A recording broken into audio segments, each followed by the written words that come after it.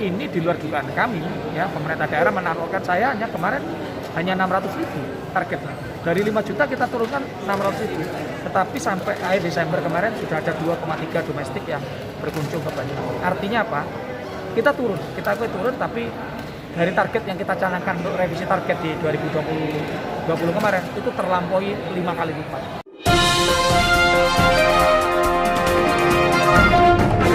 Selabar ID, selami kabar yang beredar.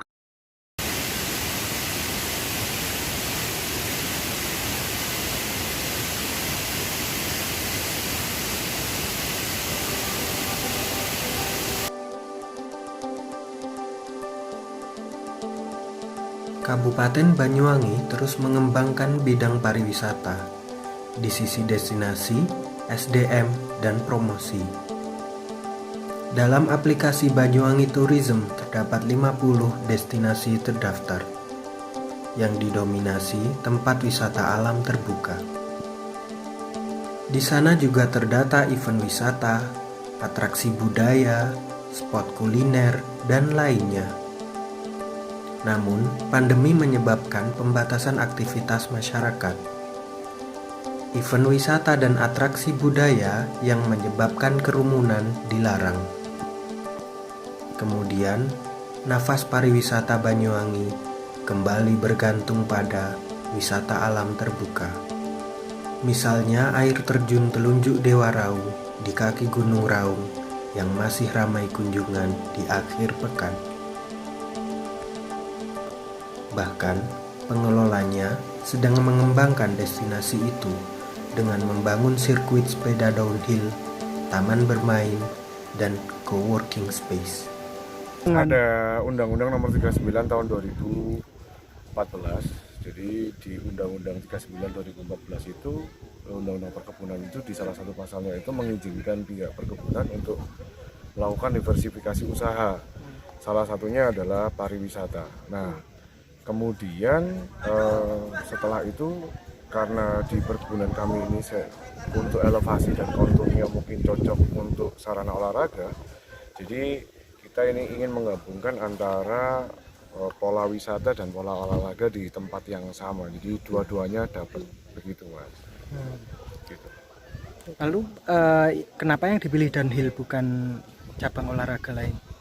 Karena elevasi tempat, Mas. Jadi elevasi tempat yang menurun, kemudian untuk teknisnya kan saya rasa mungkin dunia balap sepeda khususnya di extreme bike kayak misalnya downhill, enduro itu kan sekarang ini lagi trending-trendingnya nih. Nah, harapan kami juga nantinya ke depannya banyak bermunculan atlet-atlet lokal dari Banyuwangi sendiri. Jadi kan nggak mungkin ya, Mas, jadi orang bersepeda terus kemudian nempel beromong-omongan tanpa menjaga jarak. Pasti menjaga jarak karena ada yang di depan, ada yang di belakang gitu. Jadi saya rasa ini kemudian jadi salah satu alternatif kegiatan ekonomi yang saya kira aman ya dari COVID. Biarpun saya tetap menyarankan teman-teman, di situ juga sudah ada disediakan beberapa papan pengumuman tentang pentingnya protokol kesehatan. Tapi saya rasa ini olahraga outdoor yang ya cukup aman. Di sini kelebihannya kita punya, sementara di sini kita udah bangun 5 trek. Di antaranya kita punya 2 RDH dan 1 enduro, Dan DH masih dalam proses. dan DH dalam proses, 2 DH. Gitu. Jadi kita harus bisa bedakan mana yang enduro dan DH, karena kebanyakan orang awam kan memikirnya enduro itu juga DH juga gitu kebanyakan gitu. Kalau DH sebenarnya sih lebih ke lebih ke curam. Enduro pun juga ada curam, cuma enduro lebih ada goesnya lah. Kalau DH kan ini kita pakai loading gitu. Terus di sini juga kenapa saya sebut RDH, karena saya melihat karakter tanah di sini kan nggak begitu curam, dan kita isi dengan banyak mainan seperti tabletop dan lain-lain, atau game jam seperti itu.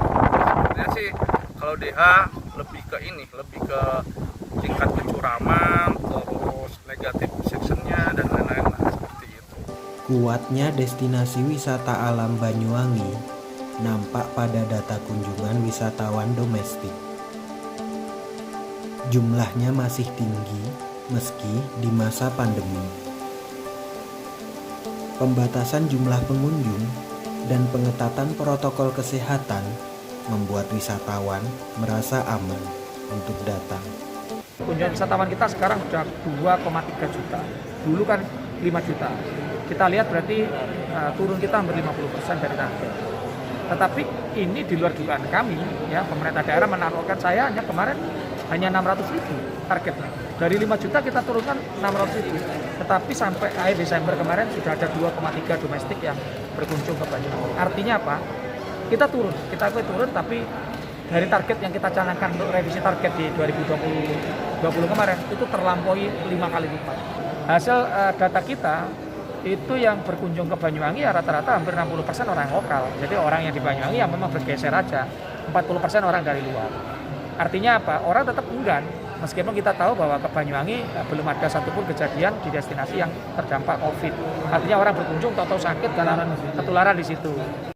Salah satu pernyataannya teman-teman surveyor bahwa kenapa memilih Banyuwangi karena alamnya terbuka, outdoor, dan yang kedua kita membatasi jumlah kunjungan sampai 50%. Sudah outdoor, jumlah kunjungan 50% di alam, jadi ini mungkin menambah orang kenapa mau datang ke daerah kita. Sehingga tadi target juga terlampaui ya.